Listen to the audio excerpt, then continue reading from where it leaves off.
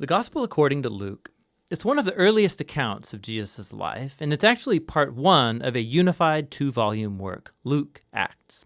If you compare the opening lines of both of these books, it's clear that they come from the same author, and there are internal clues in the book of Acts, as well as an early tradition that identifies the author as Luke, the traveling companion and co-worker of Paul the Apostle, who we know was also a doctor. Luke opens his work with a preface telling us how and why he wrote this book. He acknowledges that there's many other fine accounts of Jesus' life out there, but he wanted to go back to the eyewitness traditions of as many early disciples as he could, in order to produce what he calls an orderly account about the things that have been fulfilled among us. Now that word fulfilled shows us why Luke wrote this account. For him, the story of Jesus isn't just ancient history. He wants to show how it's the fulfillment of the long covenant story of God and Israel, and bigger than that, of the story of God in the whole world. The book's design is fairly clear. There's a long introduction that sets up the stories of John the Baptist and Jesus. Then in chapters 3 to 9, Luke presents a robust portrait of Jesus and his mission in his home region of Galilee. After that, the large midsection of the book is Jesus' long journey to Jerusalem, which leads to the story's climax, Jesus' final week in Jerusalem leading up to his death and resurrection, which then leads on into the book of Acts. In this video, we're just going to focus on the first half of Luke's gospel. The extended introduction tells in parallel the birth stories of John the Baptist and Jesus. So you have this elderly priestly couple, Zechariah and Elizabeth, and then this young unmarried woman, Mary and Joseph. They both receive an unlikely divine promise that they're going to have a son. Both promises are fulfilled then, as John and then Jesus are born, and both parents sing poems of celebration. Now these poetic songs, they're filled with echoes from the Old Testament, Psalms and prophets, showing how these children will fulfill God's ancient promises. But these poems also preview each child's role in the story to follow. So John is the prophetic messenger promised in the Torah and the prophets who's going to prepare Israel to meet their God. And Jesus, he's the messianic king promised to David, who's going to bring God's reign over Israel and God's blessing to the nations, just like he promised to Abraham. After this, Mary brings Jesus to the Jerusalem temple for his dedication, and two elderly prophets, Anna and Simeon, they see Jesus and they recognize who he is. And Simeon sings his own song, a poem inspired by the prophet Isaiah.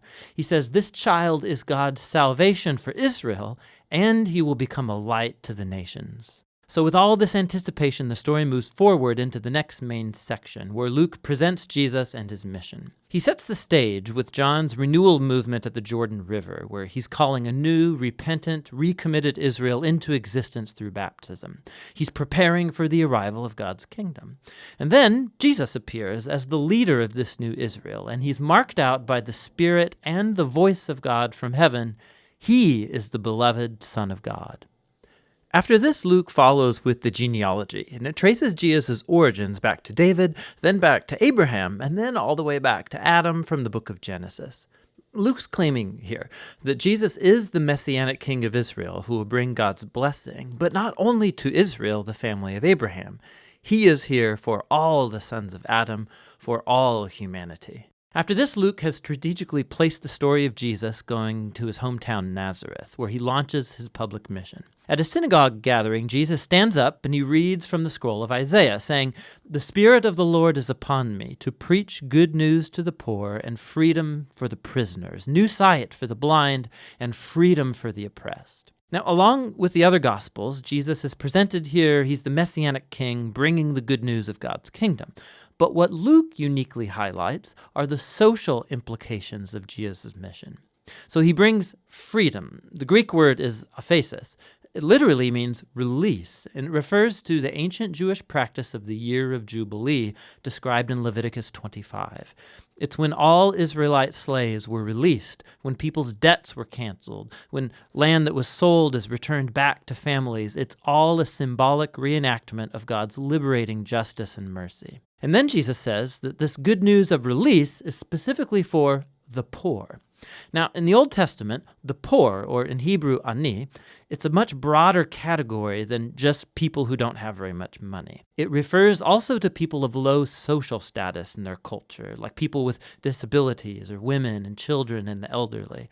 It also can include social outsiders, like people of other ethnic groups, or people whose poor life choices have placed them outside acceptable religious circles. And Jesus says that God's kingdom is especially good news for these people. So after this, Luke immediately puts in front of us a large block of stories, showing us what Jesus' good news for the poor looks like. It involves the healing of a bedridden sick woman, or a man who has a skin disease, or someone who's paralyzed. There are stories here also about Jesus welcoming into his community a tax collector like Levi, who's not financially poor, but he is a social outsider.